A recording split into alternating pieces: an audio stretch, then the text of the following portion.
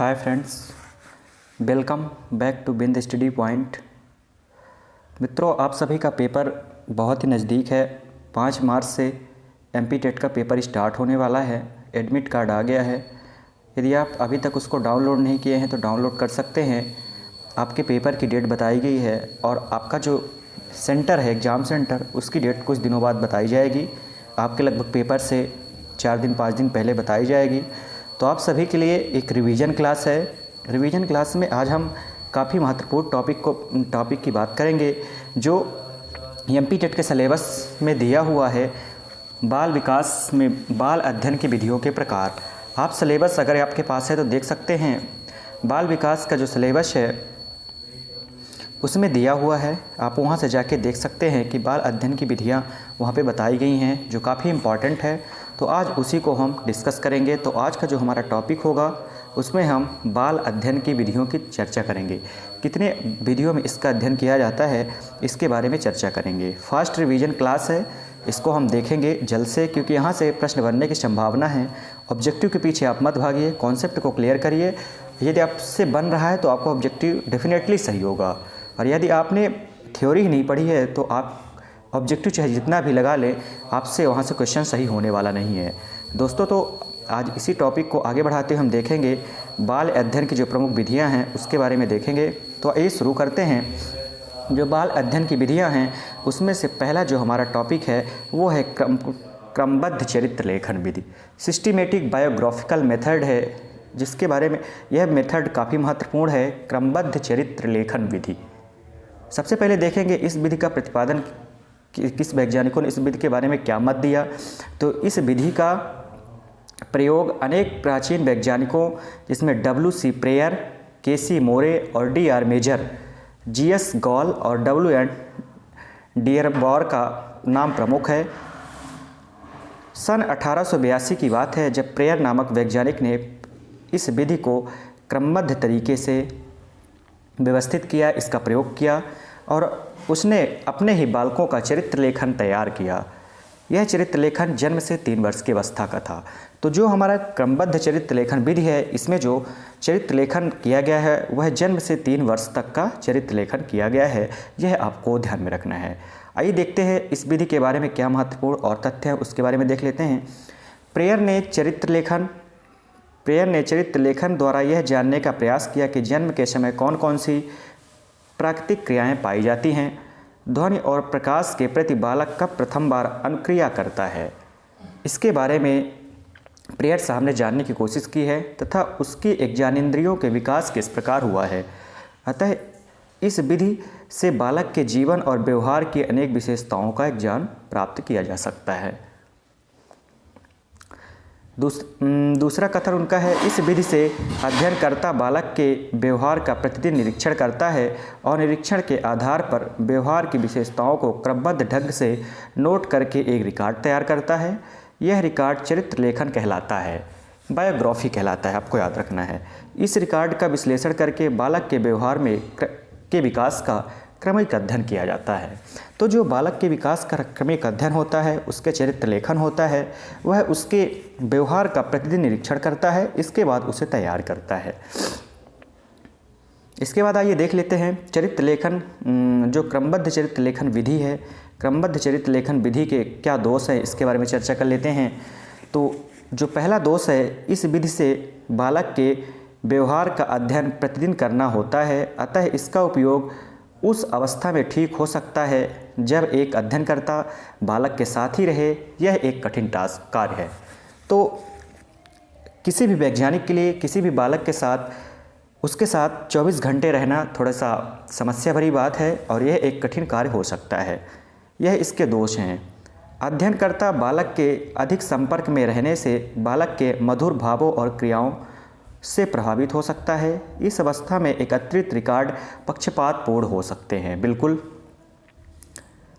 बालकों के प्रति स्नेह भाव के कारण अक्सर अध्ययनकर्ता बालक के गुणों का अति अंकन करता है। इस विधि के द्वारा अध्ययन में अधिक समय व्यय होता है। बिल्कुल सही बात है। इस विधि की कोई प्रमाणिक प्रक्रिया विधि नहीं है। यह भी बिल्कुल सही बात है, आप देख सकते हैं।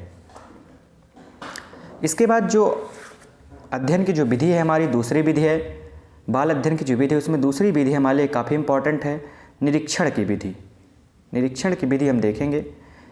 तो निरीक्षण की विधि में देखेंगे, यंग के अनुसार, यंग ने बताया है निरीक्षण की विधि के बारे में 1954 में, निरीक्षण नेत्रों द्वारा सावधानी से किए गए अध्ययन को सामूहिक व्यवहार, जटिल सामाजिक संस्थाओं और किसी पूर्ण वस्तु को बनाने वाली पृथक इकाइयों का निरीक्षण करने के लिए एक विधि के रूप में उपयोग किया जा सकता है। यंग साहब ने यह कहा है निरीक्षण विधि में। मोसर ने क्या कहा है निरीक्षण विधि के बारे में?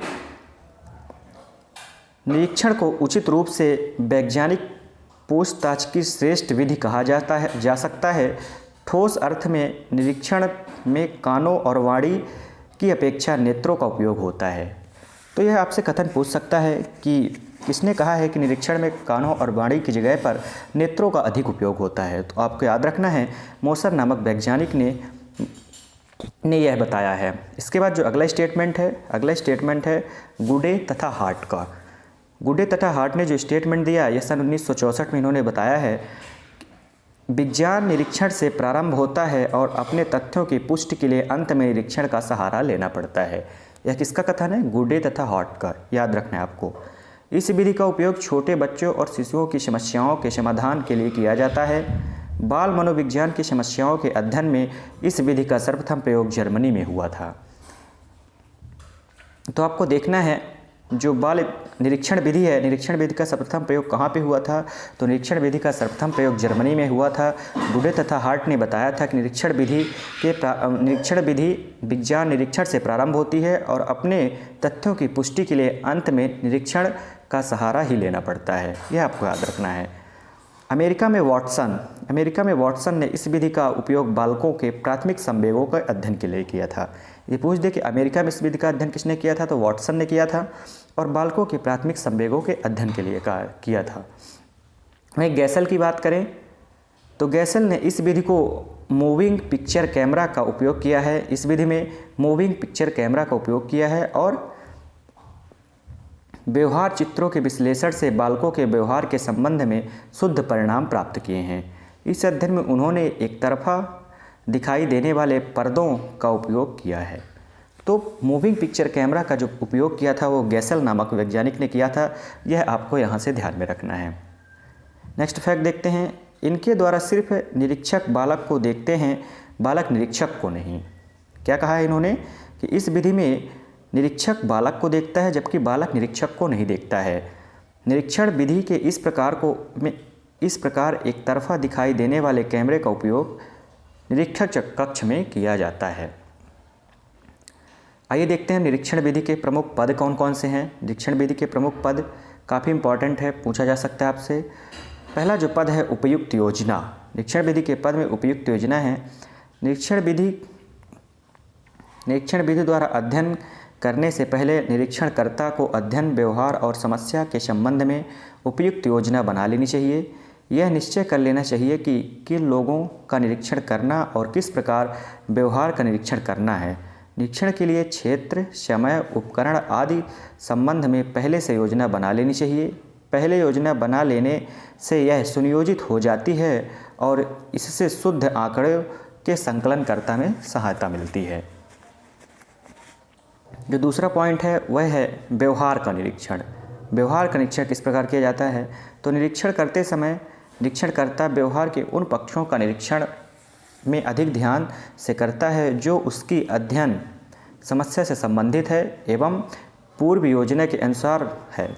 वह निरीक्षण के साथ साथ विभिन्न उपकरणों की सहायता से व्यवहार को भी नोट करता है। थर्ड पॉइंट है व्यवहार को नोट करना। निरीक्षणकर्ता व्यवहार को नोट करने के लिए भी उपकरणों का उपयोग करता है। जैसे मूविंग कैमरे के उपयोग से किसी भी प्रकार के व्यवहार के निरीक्षण को सरलता से नोट किया जा सकता है। व्यवहार से संबंधित संवादों को टेप रिकॉर्डर की सहायता से नोट किया जाता है। चौथा जो बिंदु है विश्लेषण। उसका विश्लेषण कैसे किया जाता है? तो समस्या से संबंधित व्यवहारों के निरीक्षणों को नोट करने के बाद अध्ययनकर्ता प्राप्त निरीक्षणों को यदि संभव होता है तो अंकों में बदलता है और प्राप्त अंकों की सूची बनाने का कार्य करता है और फिर विभिन्न सांख्यिकी विधियों के आंकड़ों के आधार पर उसका विश्लेषण करता है। तो ये 4 इसके पद हैं, ये आपको याद रखना है। आइए देखते हैं निरीक्षण विधि के प्रकार। ये काफ़ी इम्पॉर्टेंट है, यहाँ से प्रश्न बनेंगे, आपको इसको याद रखना है। निरीक्षण विधि के कौन कौन से प्रकार हो सकते हैं, इसको आपको याद रखना है। तो निरीक्षण विधि के जो प्रकार हैं, एक सरल अथवा अनियंत्रित निरीक्षण विधि होती है, सिंपल और अनकंट्रोल्ड ऑब्जर्वेशन मेथड होती है। सरल और अनियंत्रित निरीक्षण विधि, इसमें यंग ने बताया है कि अनियंत्रित निरीक्षण से हमें वास्तविक जीवन परिस्थितियों की सूक्ष्म परीक्षा करनी होती है, जिसमें विशुद्धता के यंत्रों का प्रयोग या निश्चित घटना की सत्यता की जांच का कोई प्रयास नहीं किया जाता है, जबकि किसी घटना की निरीक्षक प्राकृतिक परिस्थितियों में किया जाए तथा प्राकृतिक परिस्थितियों पर कोई बाह्य दबाव न डाला जाए, तो इस प्रकार के निरीक्षण को हम अनियंत्रित निरीक्षण कहते हैं। ये आपको याद रखना है। जो दूसरी विधि है व्यवस्थित तथा नियंत्रित निरीक्षण विधि। व्यवस्थित तथा नियंत्रित निरीक्षण विधि आपको 3 प्रकार याद रखना है। निरीक्षण विधि को 3 प्रकार बताए गए हैं। पहला है सरल अथवा अनियंत्रित निरीक्षण विधि, दूसरा है व्यवस्थित अथवा नियंत्रित निरीक्षण विधि। जब निरीक्षणकर्ता और घटना दोनों पर नियंत्रण करके अध्ययन किया जाए तो इस प्रकार के निरीक्षण विधि को हम व्यवस्थित निरीक्षण विधि कहते हैं। जब निरीक्षणकर्ता और घटना दोनों पर नियंत्रण करके अध्ययन करता है तो इस प्रकार की विधि को हम निरीक्षण की व्यवस्थित निरीक्षण विधि कहते हैं। तीसरी हमारी विधि है सहभागी निरीक्षण विधि, पार्टिसिपेंट ऑब्जर्वेशन मेथड। इस विधि में निरीक्षणकर्ता जिस समूह के व्यक्तियों के व्यवहार का निरीक्षण करना चाहता है वह उस समूह में जाकर एक सदस्य के रूप में घुल मिल जाता है और फिर उनके व्यवहार का अध्ययन करता है। इस विधि द्वारा छोटे समूहों का अध्ययन सरलता से किया जा सकता है। ये आपको याद रखना है। निरीक्षण की तीनों विधि आपको याद रखना है, सरल एवं अनियंत्रित निरीक्षण विधि, दूसरी है व्यवस्थित एवं नियंत्रित निरीक्षण विधि और तीसरी है सहभागी निरीक्षण विधि। काफ़ी इम्पॉर्टेंट है। आइए इसके बाद देखते हैं निरीक्षण विधि के क्या महत्व हो सकते हैं। निरीक्षण विधि के महत्व के बारे में देखते हैं। Importance of observation method. निरीक्षण विधि का उपयोग उस समय अधिक होता है जब किसी अध्ययनकर्ता को इस विधि के आधार पर परिकल्पनाएं बनानी हो। सेकंड नंबर है इस विधि की सहायता से पारस्परिक संबंधों का अध्ययन करना सरल होता है। थर्ड नंबर है अन्य विधियों की अपेक्षा यह एक सरल विधि है। नेक्स्ट है इस विधि द्वारा प्राप्त परिणाम अधिक विश्वसनीय होते हैं। नेक्स्ट है नियंत्रित और वैज्ञानिक निरीक्षणों द्वारा प्राप्त परिणाम वस्तुनिष्ठ होता है, क्योंकि इस विधि का उपयोग जब वैज्ञानिक तरीके से किया जाता है तब व्यवहार संबंधी क्या, कैसे और क्यों इत्यादि प्रश्नों का निश्चित उत्तर मिल जाता है और यही प्रश्न हमारे लिए इम्पॉर्टेंट होते हैं। यहीं से सारे प्रश्न समाप्त होते हैं।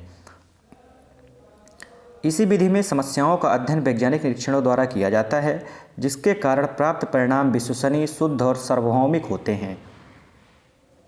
प्रयोगात्मक विधि, इसके बाद देखेंगे जो नेक्स्ट विधि है हमारी प्रयोगात्मक विधि। काफ़ी इंपॉर्टेंट है प्रयोगात्मक विधि। यह विधि पूर्ण रूप से वैज्ञानिक विधि है। तो आपसे पूछ सकता है बाल अध्ययन की कौन सी विधि पूर्ण रूप से वैज्ञानिक विधि मानी जाती है। तो यहाँ पे आपको याद रखना है जो प्रयोगात्मक एक्सपेरिमेंटल मेथड होती है वह पूर्ण रूप से वैज्ञानिक विधि मानी जाती है। बालकों की प्रेरणा, परिपक्वता, अधिगम, अनुबंधन, विभेदीकरण तथा संवेगात्मक अनुक्रियाएँ इत्यादि से संबंधित समस्याओं का अध्ययन इसी विधि द्वारा किया जाता है। तो आपको याद रखना है बालकों की जो प्रेरणा, परिपक्वता, अधिगम, अनुबंधन, विभेदीकरण तथा संवेगात्मक अनुक्रियाओं का अध्ययन इसी विधि द्वारा किया जाता है। किस विधि द्वारा? प्रयोगात्मक विधि द्वारा किया जाता है। ये आपको याद रखना है। आइए बढ़ते हैं, देखते हैं विभिन्न वैज्ञानिकों ने प्रयोगात्मक विधि के बारे में क्या क्या बताया है। तो यहाँ पे आप देखेंगे एक प्रसिद्ध वैज्ञानिक हैं जहोदा। उन्होंने प्रयोगात्मक विधि के बारे में क्या कहा है इसको हम देखेंगे। तो जहोदा के अनुसार प्रयोगात्मक परिकल्पना के निरीक्षण की एक विधि है। प्रयोग परिकल्पना के निरीक्षण की एक विधि है, यह कथन है जहोदा साहब का। वहीं यदि हम देखें फेस्टिंग के अनुसार, फेस्टिंग ने क्या बताया है। तो प्रयोग का मूल आधार स्वतंत्र चर में परिवर्तन करने से परतंत्र चर पर पड़ने वाले प्रभाव का अध्ययन करता है। यह फेस्टिंगर ने कहा है यह कथन। इस विधि में दो प्रकार के चर होते हैं, एक स्वतंत्र चर होता है और एक आश्रित चर होता है। इन दोनों के बारे में हम डिस्कस करेंगे आगे, क्या होता है स्वतंत्र चर और क्या होता है आश्रित चर। अब यहाँ पे देखेंगे प्रयोगात्मक विधि के प्रमुख चरण। प्रयोगात्मक विधि के प्रमुख चरण कौन कौन से हैं इसके बारे में देखेंगे, पूछा जाता है प्रश्न। तो प्रयोगात्मक विधि के जो प्रथम चरण है वह है समस्या। इसमें कौन कौन सी समस्याएं आती हैं उसके बारे में देख लेते हैं। किसी भी प्रयोग को करने से पहले आवश्यक है कि कोई समस्या हो। टाउनशेंड के अनुसार, टाउनशेंड ने कहा है कि समस्या तो समाधान के लिए एक प्रस्तावित प्रश्न है। तो ये काफ़ी इम्पॉर्टेंट स्टेटमेंट है, आपको नोट कर लेना है। पूछा जा सकता है कि समस्या तो समाधान के लिए एक संभावित प्रश्न है, यह किसने कहा है? तो यह कथन टाउनशेंड जी का है, यह आपको याद रखना है। संबंधित साहित्य का अध्ययन और उपकल्पना निर्माण।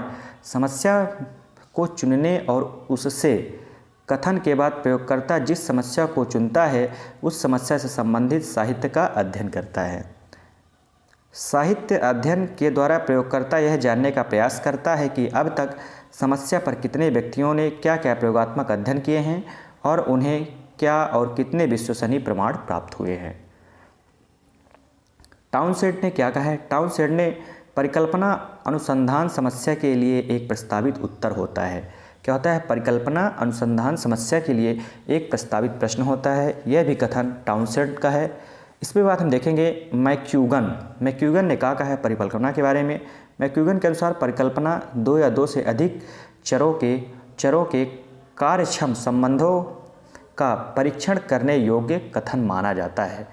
यह किसने कहा है? मैक्यूगन के अनुसार कहा गया है। उपकल्पना बना लेने से प्रयोगकर्ता के प्रयोग की समस्या सुनिश्चित हो जाती है, यह भी आपको याद रखना है। एक प्रयोज्य होना चाहिए, एक सब्जेक्ट होनी चाहिए।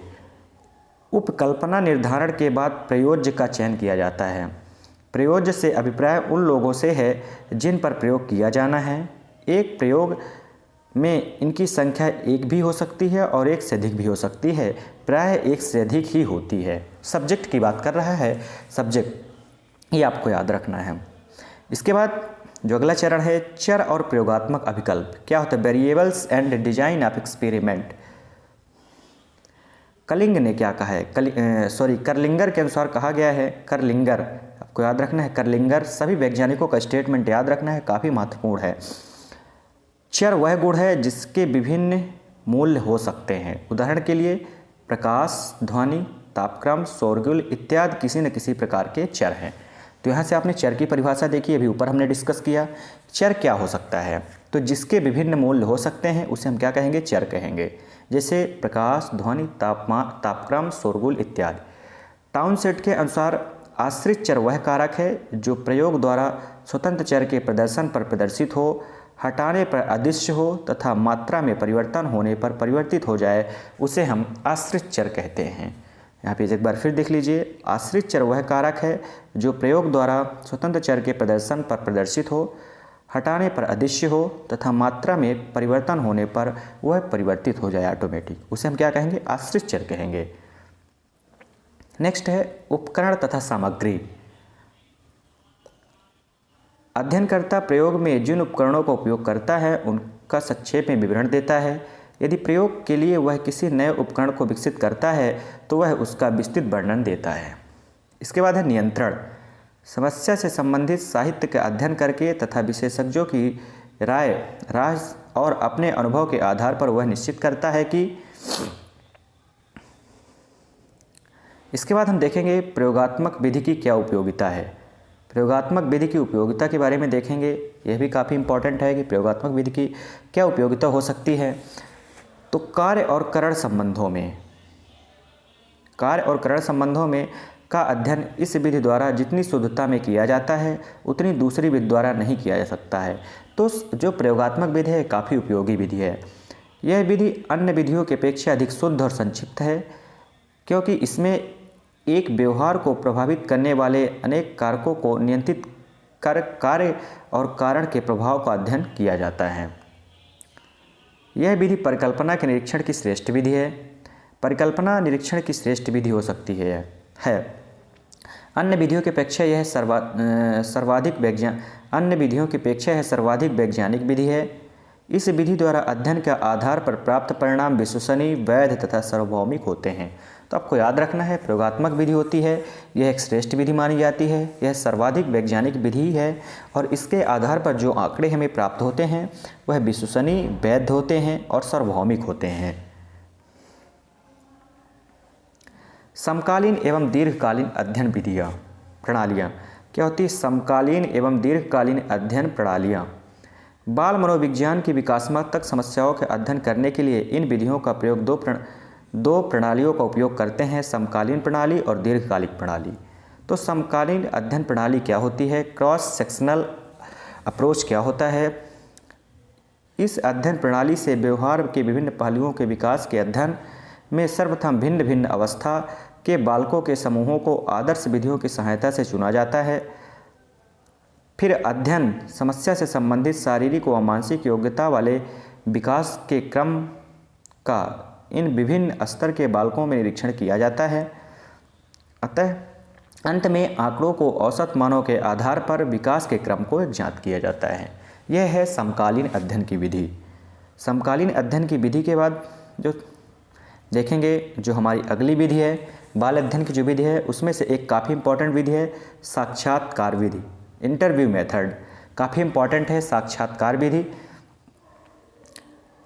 मनोविज्ञान में साक्षात विधि का उपयोग बहुत दिनों से हो रहा है। आधुनिक युग से इस विधि का महत्व दिन प्रतिदिन बढ़ता जा रहा है। इस विधि में साक्षात्कारकर्ता और सूचनादाता दोनों ही आमने सामने बैठते हैं तथा साक्षात्कार सूचनादाता से अध्ययन समस्या के संबंध में सूचना प्राप्त करने का प्रयास करता है। साक्षात्कार विधि के बीच में आइजनेक के अनुसार, आइजनेक एक वैज्ञानिक हैं जिन्होंने साक्षात विधि के बारे में कहा है कि साक्षात्कार वह साधन है जिसके द्वारा मौखिक अथवा लिखित सूचना प्राप्त की जाती है। तो यह स्टेटमेंट काफ़ी इंपॉर्टेंट है, आपसे पूछ सकता है। यह स्टेटमेंट आपके लिए काफ़ी इंपॉर्टेंट हो सकते हैं, पूछ सकता है कि साक्षात्कार विधि जो आइजनेक का कथन है कि साक्षात्कार वह साधन है जिसके द्वारा मौखिक अथवा लिखित सूचना प्राप्त की जाती है। यह किसका कथन है? तो आपको याद रखना है, यह आइजनेक का कथन है। दोस्तों आइए आगे बढ़ते हैं, साक्षात्कार विधि के प्रकार के बारे में चर्चा करते हैं। पूछा जा सकता है प्रश्न आपसे कि साक्षात्कार विधि के कितने प्रकार होते हैं। तो देखते हैं, साक्षात विधि के पहला प्रकार है प्रामाणिक साक्षात्कार विधि, स्टैंडर्ड और स्ट्रक्चर्ड इंटरव्यू मेथड। साक्षात्कार की इस विधि द्वारा अध्ययन करते समय समस्या के संबंध में विभिन्न प्रकार के प्रश्न पहले से ही तैयार कर लिए जाते हैं। अध्ययन इकाइयों से पूर्व निश्चित क्रम के अनुसार ही प्रश्नों को उसी क्रम में पूछा जाता है। तो जो साक्षात्कार की प्रामाणिक साक्षात्कार विधि होती है, जो स्टैंडर्ड और स्ट्रक्चर्ड इंटरव्यू मेथड होती है, इस विधि में जो प्रश्न होते हैं उन प्रश्न को पहले से तैयार कर लिया जाता है और अध्ययन इकाइयों से पूर्व निश्चित क्रम के अनुसार ही इसमें प्रश्न पूछे जाते हैं। दूसरी जो विधि होती है अप्रामाणिक साक्षात्कार विधि, अनस्ट्रक्चर्ड अथवा और अनकंट्रोल्ड इंटरव्यू मेथड। तो जो हमारी दूसरी विधि है अप्रामाणिक साक्षात्कार विधि होती है, इसमें अप्रामाणिक साक्षात्कार में अध्ययन समस्या के संबंध में प्रश्न पहले से तैयार नहीं किए जाते हैं और न ही प्रश्नों को निश्चित होते हैं। अध्ययनकर्ता अध्ययन समस्या के संबंध में कोई भी प्रश्न पूछने के लिए स्वतंत्र होता है। तो यह साक्षात्कार की प्रामाणिक विधि से थोड़ा हटके है, आप कहें तो जस्ट उसका अपोजिट है। इसमें पहले से प्रश्न तैयार नहीं किए जाते हैं और ना ही इसमें प्रश्न पूछने की कोई संख्या निश्चित होती है। इसमें जो अध्ययनकर्ता होते हैं वह अपने विवेक के अनुसार आपसे प्रश्न पूछ सकते हैं। अप्रामाणिक साक्षात्कार विधि अधिक विश्वसनीय नहीं होती है, फिर भी इस विधि का प्रयोज्य को समझने के लिए अधिक अवसर रहता है क्योंकि इसमें किसी भी प्रकार के प्रश्न पूछ सकते हैं। नेक्स्ट टॉपिक है साक्षात्कार विधि के महत्व। यह भी काफ़ी इम्पॉर्टेंट है। साक्षात्कार विधि के महत्व क्या हो सकता है? ऐसी वस्तु जिन्हें हम देख नहीं सकते हैं उनका अध्ययन साक्षात्कार विधि द्वारा किया जाता है। बाल मनोविज्ञान की ऐसी घटनाएं जिनका वैयक्तिक रूप से निरीक्षण नहीं कर सकते हैं, ऐसी घटनाओं का अध्ययन इस विधि द्वारा किया जाता है। इस विधि में अध्ययनकर्ता प्रशिक्षित होता है और उपयुक्त नियंत्रण के साथ दिए हुए सामग्री एकत्र करता है और उसे विश्वसनीय परिणाम प्राप्त होते हैं। आप इसका स्क्रीनशॉट ले सकते हैं, काफ़ी इम्पॉर्टेंट है। जो हमारी नेक्स्ट मेथड है वह है प्रश्नावली विधि। काफ़ी इम्पॉर्टेंट है प्रश्नावली विधि। बाल मनोविज्ञान के क्षेत्र में जब अध्ययन इकाइयों का क्षेत्र विस्तृत होता है तथा सूचनादाताओं की संख्या अधिक होती है, तब इस विधि का प्रयोग किया जाता है। प्रश्नावली विधि का प्रयोग कब किया जाता है? इसमें जब अध्ययन इकाइयों का क्षेत्र बहुत बड़ा हो जाता है, एक विस्तृत क्षेत्र होता है और सूचनादाता जो होते हैं उनकी संख्या अधिक हो जाती है। उस स्थिति में हम प्रश्नावली विधि का प्रयोग करते हैं, यह आपको याद रखना है। आइए प्रश्नावली की विधि के बारे में क्या कहा गया है। तो गुडे तथा हार्ट ने इस विधि के बारे में एक स्टेटमेंट दिया है कि प्रश्नावली एक प्रकार का उत्तर प्राप्त करने का साधन है जिसका स्वरूप ऐसा होता है कि उत्तरदाता उसकी पूर्ति स्वयं करता है। यह गुडे तथा हार्ट के अनुसार, गुडे तथा हार्ट का यह कथन है कि प्रश्नावली एक प्रकार का उत्तर प्राप्त करने का साधन होता है जिसका स्वरूप ऐसा होता है कि उत्तरदाता उसकी पूर्ति स्वयं करता है। प्रश्नावली तैयार करते समय निम्नलिखित बातों का ध्यान रखना चाहिए। आइए देखते हैं कौन कौन सी बातों का ध्यान रखना चाहिए हमें। प्रश्नावली का आकार तथा प्रश्नों की संख्या बहुत अधिक नहीं होनी चाहिए, इस बात का ध्यान रखना चाहिए। प्रश्न लंबे और कठिन नहीं होने चाहिए। प्रश्न स्पष्ट होने चाहिए। प्रश्न प्रश्नावली से पहले सरल फिर कठिन होने चाहिए। रुचिपूर्ण तथा ध्यान आकर्षित करने वाले इसमें प्रश्न होने चाहिए। यह प्रश्नावली विधि के जो प्रश्नावली विधि को तैयार करते समय इन बातों का हमें ध्यान में रखना चाहिए। नेक्स्ट देखेंगे प्रश्नावली विधि के प्रकार। सभी के प्रकार आपको याद रखना है। प्रश्नावली विधि के प्रकार में देखेंगे अप्रतिबंधित प्रश्नावली। अप्रतिबंधित प्रश्नावली क्या होती है इसके बारे में देखेंगे। यह प्रश्नावली वह है जिसमें सूचनादाता पर कोई प्रतिबंध नहीं होता है और वह खुलकर उत्तर दे सकता है। जैसे उदाहरण के लिए आपके विद्यालय में क्या क्या सीमाएं हैं, तो इसका उत्तर आप खुल के दे सकते हैं। आपके विद्यालय में किन किन परिवर्तनों की तुरंत आवश्यकता है, ये आप खुल के प्रश्न दे सकते हैं। दूसरी जो विधि प्रकार है इसका प्रतिबंधित प्रश्नावली, क्लोज्ड क्वेश्चनर। ऐसी प्रश्नावली जिसमें सूचनादाता के किसी चीज़ के जवाब पर प्रतिबंध होता है, उसे केवल चुने हुए उत्तरों में से ही उत्तर देना पड़ता है, उसे हम प्रतिबंधित प्रश्नावली कहते हैं। उदाहरण के लिए शिक्षक से भय लगता है, हाँ या नहीं। आपको इसमें जवाब देना है हाँ या नहीं, यस और नो में आपको इसका आंसर देना है, तो यह प्रतिबंधित है। नेक्स्ट है चित्र प्रश्नावली। इस प्रकार की प्रश्नावली में प्रश्न चित्रों के रूप में होते हैं। चित्र प्रश्नावली में प्रश्नावली विधि की क्या उपयोगिताएं हैं ये देख लेते हैं। इस विधि का उपयोग निम्न प्रकार से है। इस विधि द्वारा कम खर्च और कम समय में अधिक से अधिक अध्ययन किया जाता है, क्योंकि प्रश्नावली एक साथ कई प्रयोज्य को भरने के लिए की जा सकती है। यह आपको याद रखना है। नेक्स्ट है परीक्षण विधियाँ या मनोनीत विधियाँ। क्या होती है परीक्षण विधि या मनोनीत विधि? तो देखेंगे बेस्ट नामक वैज्ञानिक ने परीक्षण विधि के बारे में कुछ कहा है। मनोवैज्ञानिक परीक्षण एक उपकरण है जिसमें व्यवहार के किसी पक्ष का मापन एवं गणना के लिए तैयार किया जाता है। मनोवैज्ञानिक परीक्षण वह उपकरण है जिसमें विशेषज्ञ वैज्ञानिक ढंग से तैयार करते हैं और जिसकी सहायता से व्यवहार में कुछ पहलुओं का मापन करते हैं। मनोवैज्ञानिक परीक्षण के द्वारा भी व्यक्तियों के व्यवहार के विभिन्न पहलुओं को मापा जाता है। परीक्षण मानकीकृत, वस्तुनिष्ठ, विश्वसनीय तथा वैध होते हैं। जो परीक्षण विधियों द्वारा परीक्षण निकाला जाता है वह standardized, objective and reliable and valid होता है। ये आपको याद रखना है। इसके बाद एक काफ़ी इम्पॉर्टेंट विधि है, यह भी काफ़ी इम्पॉर्टेंट है, इसको भी ध्यान रखना है। वैयक्तिक इतिहास विधि काफ़ी महत्वपूर्ण है। हमारी वैयक्तिक इतिहास विधि, यहाँ से भी प्रश्न पूछे गए हैं। तो विसेंज बिसेंज एंड बिसेंज के अनुसार क्या कहा गया है वैयक्तिक की विधि के बारे में, आइए देख लेते हैं। वैयक्तिक इतिहास अध्ययन विधि एक प्रकार की गुणात्मक व्याख्या है जिसमें एक व्यक्ति, एक परिस्थिति या एक संस्था का अति सावधानीपूर्वक अध्ययन किया जाता है। जो बिसेंज ने इस विधि के बारे में कहा है कि व्यक्तिक इतिहास अध्ययन की विधि एक प्रकार की गुणात्मक व्याख्या होती है जिसमें एक व्यक्ति, एक परिस्थिति और एक संस्था का अति सावधानीपूर्ण से अध्ययन किया जा सकता है। शॉ ने इस विधि के बारे में कुछ कहा है। शॉ का कथन है, काफ़ी इंपॉर्टेंट है, पूछा गया है शॉ का कथन। वैयक्तिक इतिहास विधि एक विधि है, एक संस्था, एक समुदाय या एक समूह हो सकता है जिसमें अध्ययन की इकाई माना जाता है। तो वैयक्तिक इतिहास विधि एक विधि, एक संस्था, एक समुदाय या समूह हो सकता है जिसे अध्ययन की इकाई माना जाता है। आइए देख लेते हैं वैयक्तिक विधि के क्या लाभ हैं। वैयक्तिक इतिहास विधि के लाभ क्या क्या हो सकते हैं, देखते हैं इसके प्रमुख लाभ। इस विधि द्वारा जब समस्या के अध्ययन किया जाता है जो गहन अध्ययन के आधार पर सामान्यीकरण सरलता से किया जाता है, इसकी पहली विशेषता है।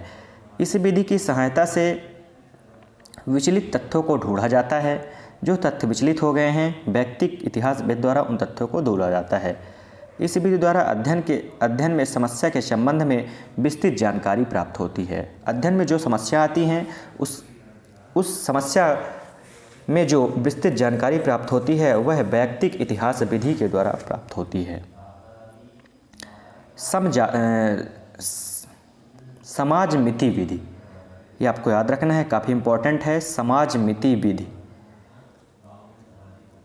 ब्रानफ्रेन ब्रेनर नामक वैज्ञानिक ने इस बारे में कहा है कि समूह में व्यक्तियों के मध्य सीमा और स्वीकृति एवं अस्वीकृति को माप कर सामाजिक स्थिति ढांचों के विकास को ज्ञात करने, वर्णन करने और मूल्यांकन करने की एक विधि होती है। यह आपको याद रखना है, आप इसका स्क्रीनशॉट ले लीजिए कि ब्रानफ्रेन ब्रेनर ने जो समाज मिति विधि के बारे में कहा है कि समूह के व्यक्तियों के मध्य सीमा और स्वीकृति एवं अस्वीकृति की माप कर सामाजिक स्थिति ढांचे के विकास को ज्ञात करने तथा वर्णन करने और मूल्यांकन करने की एक विधि माना गया है।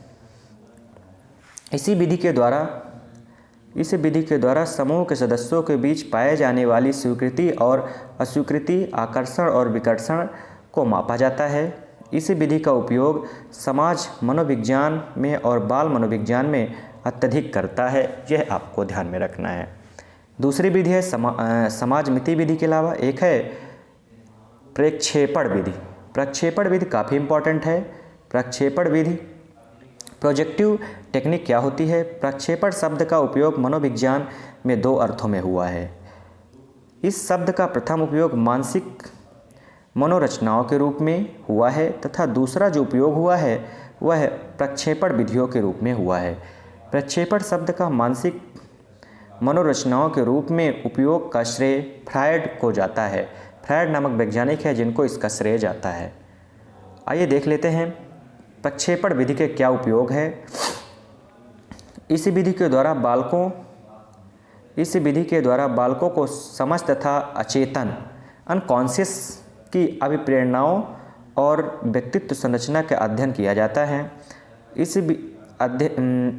इन अध्ययन विधियों के द्वारा व्यक्ति के संवेगों, अभिप्रेरणाओं, अनुभवों, विचारों और अभिवृत्तियों का अध्ययन विश्वसनीय ढंग से किया जाता है। अगला पॉइंट है इन विधियों की सहायता से अचेतन स्तर तथा आंतरिक विचारों, भावनाओं और ग्रंथियों का अध्ययन किया जाता है। नेक्स्ट है पॉइंट है इन विधियों का उपयोग सामान्य तथा असामान्य दोनों प्रकार के व्यक्तित्व पर किया जाता है। नेक्स्ट है इन विधियों की सहायता से व्यक्ति के संपूर्ण व्यक्तित्व को सामान्य विश्वसनीयता के साथ समझा जाता है। तो ये रही हमारी प्रक्षेपण विधि के प्रमुख उपयोग रहे। इसके बाद दोस्तों यहाँ से बाल अध्ययन की जो विधियाँ हैं उसका टॉपिक समाप्त होता है। बाल अध्ययन, यह सभी विधियाँ काफ़ी इम्पॉर्टेंट हैं आपके लिए। यहाँ से प्रश्न 100% बनने हैं। यहाँ से प्रश्न आपको 100% देखने को मिलेंगे। आइए इसके बाद हमने सोचा है कि इस वीडियो में कुछ अलग कवर किया जाए, तो हमने इस टॉपिक से संबंधित कुछ महत्वपूर्ण वन लाइनर फैक्ट भी इस वीडियो में समाहित किए हैं। तो आइए देख लेते हैं क्या है हमारे लिए जो काफ़ी इम्पॉर्टेंट प्रश्न हो सकते हैं। तो देखते हैं, जो पहला वन लाइनर फैक्ट हमारा है, बाल मनोविज्ञान की वह शाखा है जो प्राणी के विकास का अध्ययन जन्म से परिपक्वावस्था तक करती है। तो यहाँ से आपको याद रखना है, बाल मनोविज्ञान की वह शाखा है जो प्राणी के विकास का अध्ययन जन्म से परिपक्वावस्था तक करता है। नेक्स्ट फैक्ट है, बाल विकास व्यवहारों का विज्ञान है जो बालक के व्यवहार का अध्ययन गर्भावस्था से मृत्यु पर्यंत तक करता है। यह प्रश्न पूछा गया प्रश्न है, आपको याद रखना है। नेक्स्ट फैक्ट है, बाल मनोविज्ञान बालक की समस्याओं का अध्ययन करता है। काफ़ी इम्पॉर्टेंट है, सभी इम्पॉर्टेंट है और सभी पेपर में आए हुए।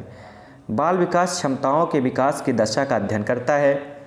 बाल विकास क्रम की सभी अवस्थाएं जैसे बाल्यावस्था शारीरिक, मानसिक, सामाजिक, संवेगात्मक, बौद्धिक, इतिहास इत्यादि का अध्ययन करती है। बाल विकास के अंतर्गत बाल विकास को प्रभावित करने वाले तत्वों का अध्ययन किया जाता है, जैसे परिपक्वता और शिक्षण, वंशानुक्रम और वातावरण का अध्ययन किया जाता है। बाल विकास के अंतर्गत बालकों के जीवन विकास क्रम में होने वाली असामान्यताओं और विकृतियों का अध्ययन किया जाता है। बाल विकास के अंतर्गत जो बालकों के जीवन के विकास में असामान्यताएं और विकृतियां, व्यवधान पैदा होते हैं, उनका अध्ययन भी इसके अंतर्गत किया जाता है।